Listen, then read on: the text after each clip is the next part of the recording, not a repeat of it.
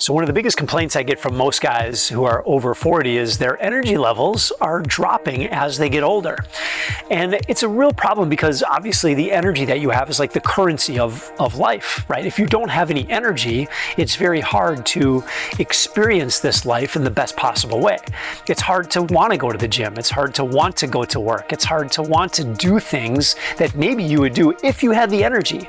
And what I find is the biggest problem for most guys is that they're just not sleeping at night, or they're struggling with that area of their life.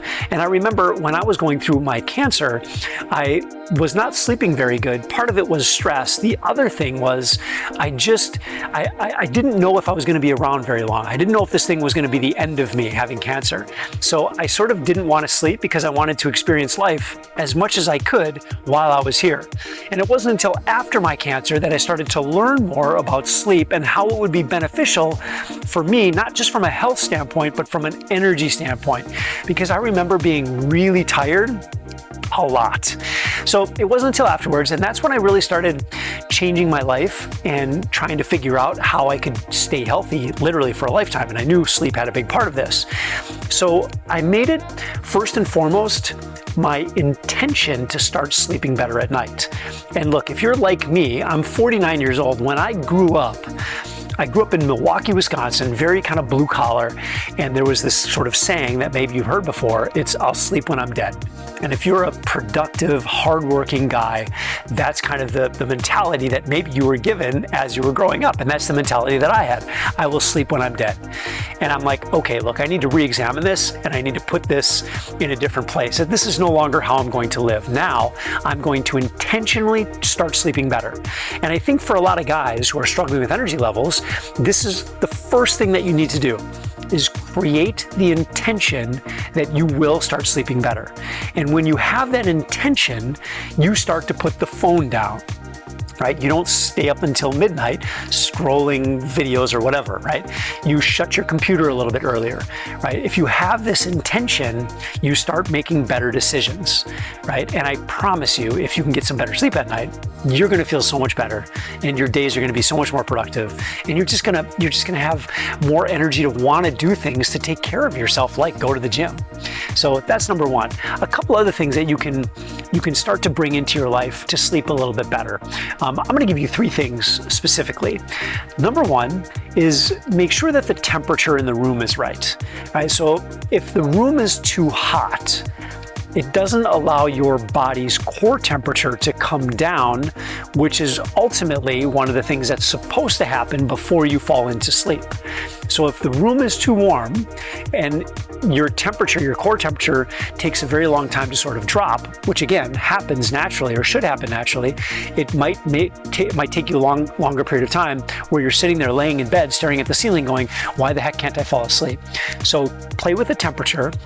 Science, they say somewhere between like 67, 68 degrees, something like that. So try that. Number two is make sure that the room is very, very dark. There's been some interesting studies. It's not definitive proof, but I think there's something to it where if you have a lot of light in your bedroom, it just doesn't allow your body to kind of shut down and prepare for sleep.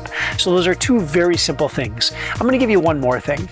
If you've ever had your significant other tell you that you snore a lot at night, you may want to get checked for sleep apnea. I know a lot of guys, even some pretty healthy guys who are over 40 who struggle with sleep apnea.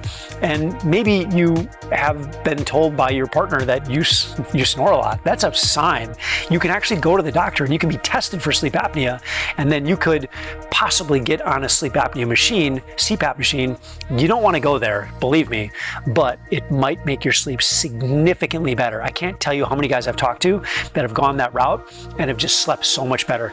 And here's the thing, I don't want you to be on a CPAP machine. I don't want anybody to be on a CPAP machine, but I do want you to sleep well.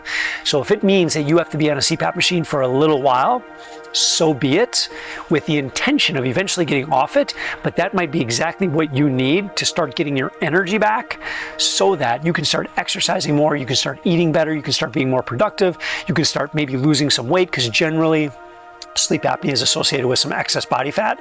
And I've even known people that have only had like 20, 30 extra pounds, and that can make a big difference. So it might just help to get you over that edge to get you to start feeling better and start just living a much more healthful life. And I'll tell you what, after I started sleeping better after my cancer, I mean, I can't tell you how different it is when I don't sleep at night compared to when I do sleep at night. Now, 90% of the time I sleep very, very well, but there are times where my wife and I might go out late and wake up early, and man, my days are so different. I just drag my butt around all day, and it's pretty mind-blowing. But if you haven't had a great night's sleep in a very long time, you sort of forget what normal is supposed to be like.